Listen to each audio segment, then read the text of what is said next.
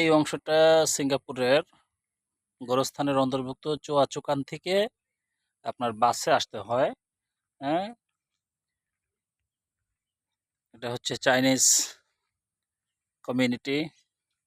এখানে এদের সুন্দরভাবে সমাহিত করছে এবং প্রত্যেকটা কবরের সাথে আপনি খেয়াল করে দেখবেন, এই দেখেন কাছের থেকে নাম্বার দেওয়া আছে।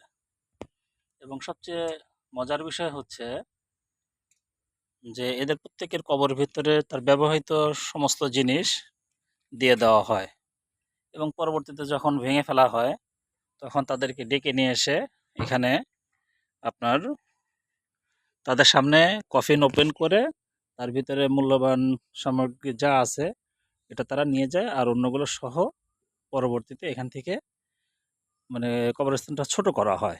ছোট করে কবরস্থানটা ছোট করা বলতে কফিনের ভিতরে যে সব কিছু থাকে এগুলো ওখানে সমাহিত করা হয় এবং শুধু হাড়টা নিয়ে যায় সেটা অন্য এক সাইডে।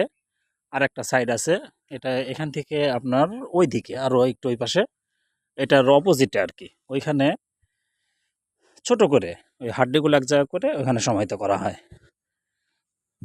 এবং আরেকটা মজার বিষয় আপনাদেরকে আমি শেয়ার করি, সেটা হচ্ছে যে এখানে যারা এই যে সমাহিত আছে এদের এই কবর ঠিক রাখার জন্য বা যত্ন করার জন্য, মানে ঠিক রাখার জন্য বাংলাদেশ সরকারকে তো আমাদের কোনো কিছু পে করতে হয় না, কিন্তু সিঙ্গাপুর সরকারকে 100% মানি পে করতে হয়। যার কারণে দেখেন সিঙ্গাপুর কতটা সুন্দর।